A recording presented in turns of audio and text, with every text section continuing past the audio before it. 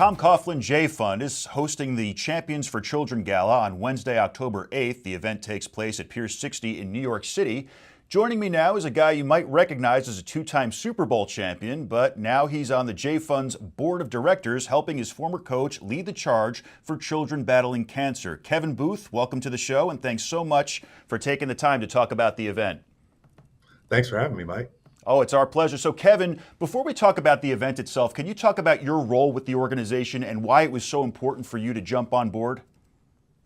Yeah, so obviously I played for Coach Coughlin now, going way back to 2007. And I started out just attending this event. You know, he told us about it. Hey, I would love for you to show your support, come out and be there for my foundation. And I got to learn a lot about the Tom Coughlin Jay Fund during my time as a player. And my role and presence with the organization has increased over the years. And I'm grateful now to be a part of the board. Now, has being a football player in any way helped you prepare for your role in this organization? Yeah, I think it has. I mean, when you look at the Tom Coughlin Jay Fund motto or theme, it is be there, right? And to me, that means being a part of a team. And there's no greater leader of a team than Coach Coughlin. And we realized quickly that when you're tackling pediatric cancer, it's not an individual type of deal. It takes not only the family of those that are affected, but also all of the support that we can muster together and create this big team to ultimately defeat cancer. Can you talk about what we can expect at this year's gala and who we can expect to be there? Yeah, it's going to be a star-studded event. You talk about our Champions for Children honorees. We have Jimmy Pitaro, who's the chairman of ESPN, who's been in the news recently, especially with the NFL and their dealings lately. And then we have the great St. John's basketball coach, Coach Rick Pitino. So both of those guys will be honored. But then also we have Susan Mara McDonald being honored as our Giant of Compassion winner. So we have three tremendous honorees. But then also, if you look out in the crowd during this event, you'll see some former teammates of mine, including Chris Snee, Chris Canty, who you'll also see and hear on ESPN quite often in your mornings. But then you have the Hall of Famers and Giant legends, Harry Carson, Michael Strahan, who's another teammate of mine, and countless others. We will also actually have Coach Juan Carlos Amoros from Gotham FC will be in attendance. And I think it's one of those events where everybody comes out. It's such a great night, great environment, and we're definitely looking forward to it. Now, through its efforts, the organization has raised more than $34 million for nearly 7,000 families along the East Coast. How are you able to generate all that funding? Well, the Champions for Children Gala is our biggest fundraiser of the year, right? So we get a tremendous amount of support from that event. But then we rely on a lot of grants, some long-standing partnerships that we've had. Notably, Mother Cabrini's Health Foundation in New York City has been a longtime supporter of the Tom Coughlin Jay Fund. And there's been countless others, whether there's private donations as well, and different organizations in different industries. So you're talking about different financial firms, you're talking individuals in all walks of life. And we're grateful for all of it because every dollar makes a difference. And do you feel as though these other organizations and sponsors are willing and eager to jump on board to help this great cause? Yeah, exactly that. They are so eager to help because when you think about pediatric cancer, going back to what I said at the beginning, it takes all of us. It takes all of us being there together. So all of these organizations, once they realize that you're dealing with a child dealing with cancer, it's not just the child that's being affected. It's the family and all of the ramifications that come along with that and things that we kind of take for granted, such as those daily expenses, those daily obstacles, whether it's groceries, gas money, things of that nature. So we've been very fortunate to have partners that have been very unique in how they've provided support throughout the years. Is the Jay Fund planning any other upcoming events after the gala? Yeah, we have our end of the year appeal, which is always a good opportunity to show your support for Jay Fund. And going back to what I said earlier as well, is that every dollar counts. So it's not just a one-time event. And I think that's one of the beauties about the Jay Fund is that we will continue to support these families through and through and provide that extra support, whether it's financial, whether it's emotional. We have all kinds of events where we'll go out and be with these families and with these children, providing support. So there are many opportunities to support the J Fund. And to learn more about that, I'd suggest going to the J Fund website, which is tcjfund.org. And you can also find us on social media as well. Kevin, finally, I can't let you go without asking your thoughts on the Giants' first win of the season and Jackson Dart's performance in his first ever start. How great was that to see? Hey, it's great to win. It's not easy to win in the NFL. So every win should be taken seriously, and you should celebrate it. But I think what was, most exciting was listening to Jackson Dart after the game, where he said, "Hey, there's a lot of things to improve upon." And I think back to my experiences with Coach Coughlin. That's the way we kind of attacked every type of victory. It's, yes, we celebrated it, but then it's, how can we improve? How can we build upon this? And I think there was a tremendous amount of energy within the organization. You saw it on defense, you saw it on offense, you saw it on special teams, everybody playing complementary football. And if they can continue to get that, they'll be a competitive force here going forward. Success has no finish line. Well, the Champions for Children Gala takes place on Wednesday, October 8th. Kevin Boothe, thanks so much for taking the time, and best of luck with this event. Thank you so much, Mike. Fashion company Kendra Scott made its presence known at the Giants' Ultimate Women's Tailgate. We'll hear from a member of their regional marketing team when we come back.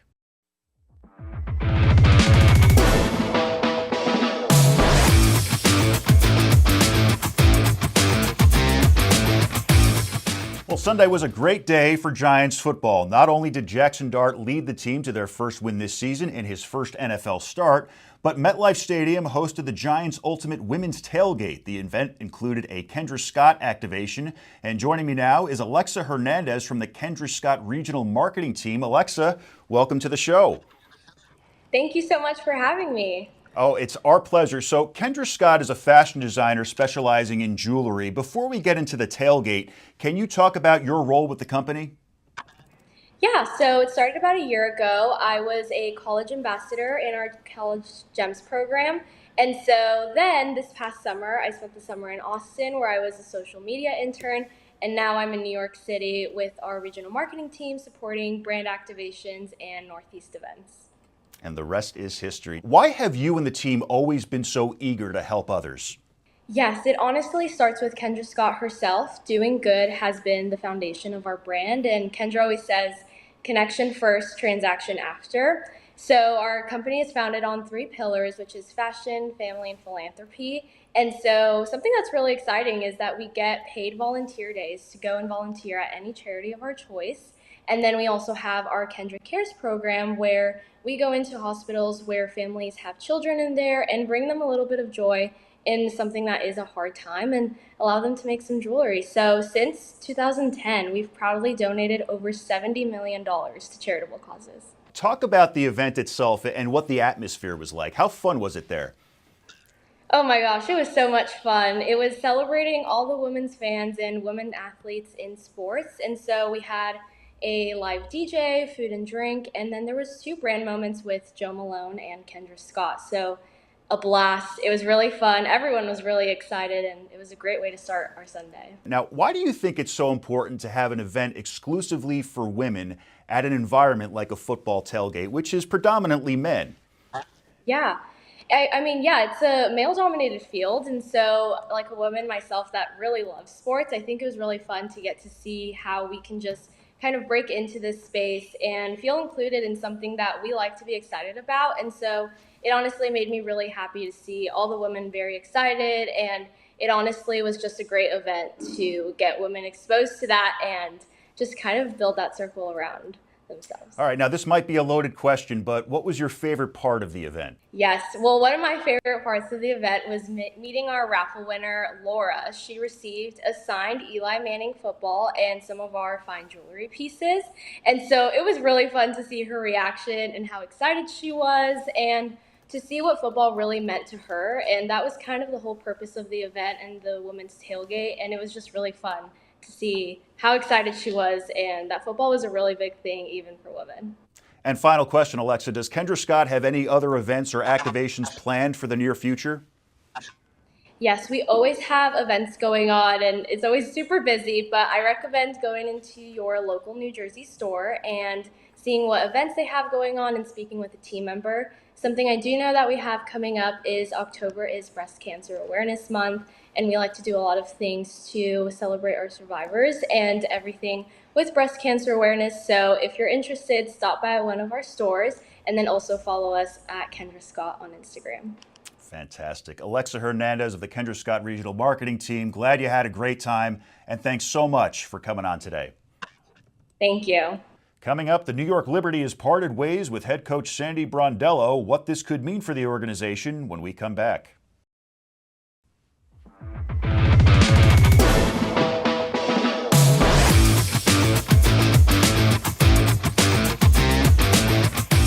Well, after coming off 2 fantastic seasons, the New York Liberty has parted ways with their head coach Sandy Brondello. Only time will tell if this was the right move, but joining us now is the next best thing to a crystal ball, our basketball insider, Jeff Magliochetti. Jeff, welcome, and I can't wait to hear your thoughts on all of this.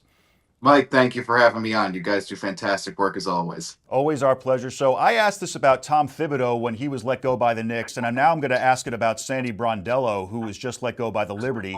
Is this a smart move based on what the team has accomplished under Brondello? It's hard to tell at this point. This really did come as a shock to many, considering what Sandy Brondello accomplished for this franchise. You know, winning the first championship in team history, leaving as the all-time winningest coach in franchise history at 107 wins. But I can say that there does appear to be a plan behind this. There does appear to be a reasoning behind it. New York goes into this. General Manager Jonathan Kolb spoke recently about about this departure, about this transaction, and one of the things he said was, "quote." We started to see the league change last season, but we felt this year we wanted to lead into continuity, calling it a catalyst. At the same time, though, relying on the past too much, Kolb said, could be, quote, playing with fire. So it did see, and this move was not, as Kolb said, punitive, and it was not done with just this year in mind. New York, of course, placed 5th on the WNBA playoff bracket this year, and were hampered by all kinds of injuries and whatnot. But Kolb did say that considering a change in the head coaching spot had been considered at some point last season. But New York, of course, did win the title, extending the Brondello era another year. Jonathan Kolb did also mention that he wants to be more, quote, innovative in this league. He wants the Liberty to evolve with the changing times in this association, an association defined by the talents of incoming talents of young stars such as Caitlin Clark, such as Paige Beckers, such as Angel Reese, and we're going to and Jonathan wanted to see the New York keep pace with that, so this little project he has going stays more sustainable and is able to contend for a longer time. This project, of course, began coming to fruition in 2023 when New York added downright historic talents to its current all-star batch of Sabrina Ionescu and Benijah Laney Hamilton, bringing in Jonquel Jones, Brianna Stewart, and the since departed Courtney Vandersloot. So New York does want to extend this as long as they can. So I think it's also a case of if there was even a sliver of doubt in the head coaching spot, New York didn't want to have any of that because they're going into a very fateful time on the franchise timeline. Obviously, this is one of the most talented WNBA teams we've ever seen assembled on paper, and the floor results really do reflect that too. Let's keep in mind the team did win 32 games in consecutive seasons, and Colt did mention if not for injury, they could have been in the 2nd seed on the bracket this time around, despite all the ailments that struck them throughout the season. So I think the Liberty wanted to go into the 2026 campaign without a sliver of doubt in the head coaching spot. Now there will be pressure on whoever takes this job, but he or she does come into a fantastic opportunity with this point. This is one of the most dangerous, if not attractive head coaching vacancies we've seen in some time. Of course, there's a lot to be decided so far in terms of the collective bargaining agreement. It's going to be really hard to tell what rosters will look like at this point. But Culp did seem he did seem intrigued by the idea of keeping Leonie Fibish around. Fibish is still on her rookie contract, as is Niara Sabali for New York at this point. To date, they're pretty much the only two members of the Liberty who are under contract for next season, and that's not unusual for the rest of the WNBA, by the way. Most of these players were on one-year deals, or at least deals that expired after this season in anticipation of the CBA coming out. So that's nothing out of the ordinary. But New York does have a solid plan in place with Phoebus in tow, and also Brianna Stewart made a verbal commitment after the loss to stick around next year. So that should be great too. And, but New York does have this opportunity, and I believe they do have a plan in mind. They do want to press forward, and they wanted to go into the 2026 season with no doubts in the head coaching spot, especially if one considers the idea that, yes, this was a move, this was a transaction that was in the back of management's mind for the past couple of years now. Having said that, I think, it's always cliche to say, if this is a human job, you don't want to see anyone lose their job at this point. But that does ring true. Everyone's human after all. And, I think this does ring in particularly large for Sandy Brondello, who, just conducted herself so well during her 4 years in New York. She, dealt with the pressure very well. Sandy Brondello is the type of coach, you bring in to guide players to the next level, to guide players to that missing piece. She previously did so in 2014 with the Phoenix Mercury. Of course, those teams led by Diana Taurasi and Brittany Griner, and she was brought in to oversee New York's Ionescu era to bring in the title with so much firepower. Because I've made this analogy a few times. This giving how excuse me, giving power to the wrong person in New York, that could be like giving an Ewok the keys to the Millennium Falcon. It requires a strong pilot to come in here, and Sandy Brondello was that great pilot. She made the jump to hyperspeed in more ways than one, to light speed in more ways than one, and she really guided this team to great things. And she was always patient. She was always informative. Sandy Brondello will be missed by this group. Management did think it was time to move on, and it's clear to see they have a plan in place, and it's good to see that they don't want to have any shred of doubt going into 2026. But Sandy Brondello will be missed, and her impact on New York basketball should never, ever, ever be forgotten. Could a new coach mess up the rhythm of the team, considering the Liberty really have nowhere to go but down at this point? And mitochondria is the powerhouse of the cell, and that's what the players basically are at this point.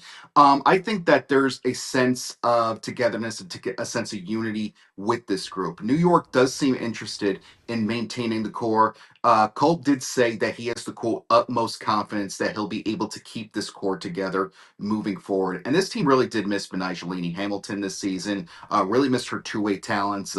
Really missed her working with Phoebus on defense. So I think that there's a chance that there's a better chance that New York responds to this. The mantra has always been with this group, quote, we all we got, we all we need. And I think New York will really, kind of embrace that and push that forward. And the timing is almost really strong too, in the sense of what they're fighting for this offseason. This is going to be a player-led offseason, considering what's going on with the collective bargaining agreement talks at this point.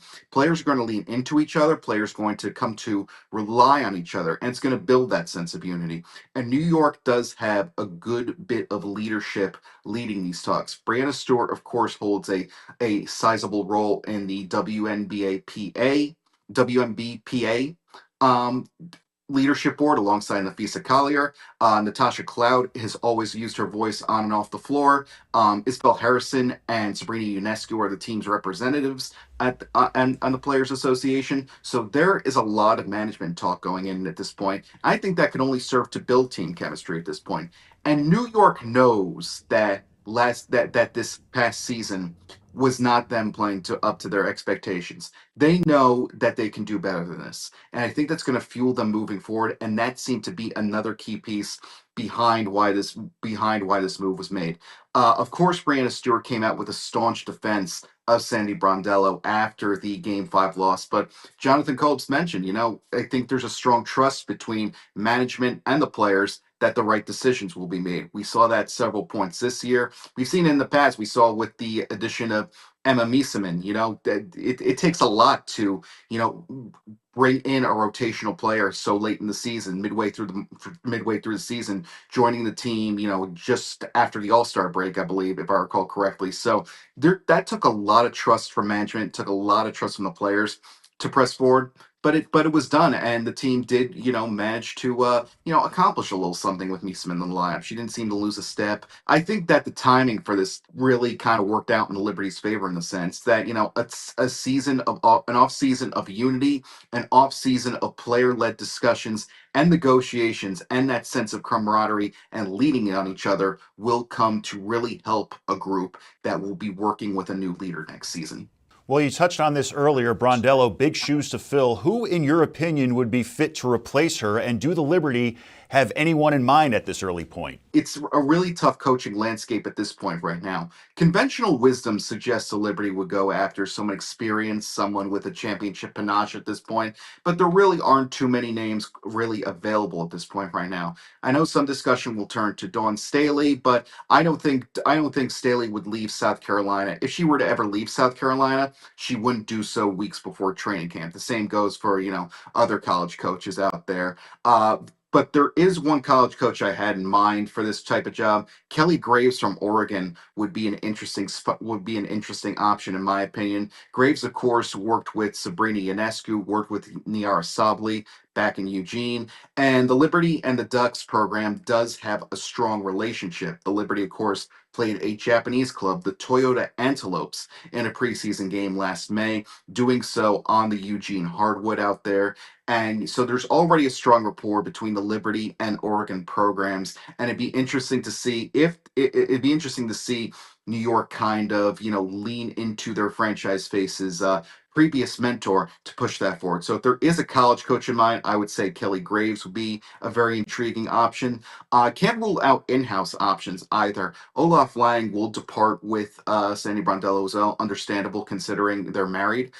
So but there are intriguing options in-house. Sonia Rahman, an assistant coach, one of the top analytical minds in the game, does reside on the Liberty staff. She joined last season after a tour with the Memphis Grizzlies under Taylor Jenkins' staff in the NBA, and she also served as the head coach at MIT for over a decade. So if there's someone with head coaching experience, you might want to look into that.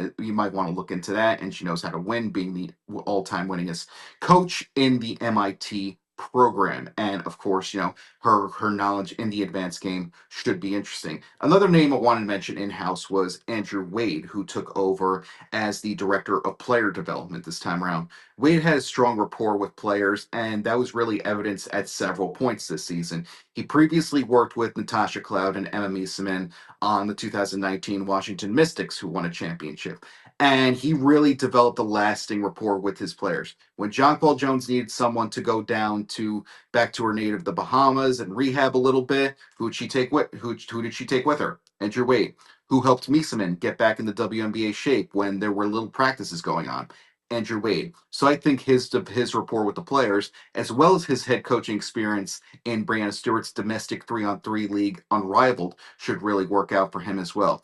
There are also, intriguing options on the assistant coaching circuit. Three come to mind immediately. Brianne January with the Indiana Fever. She's really done a lot under Stephanie White this season to kind of help Indiana get over several certain losses, such as those of Caitlin Clark and Sophie Cunningham.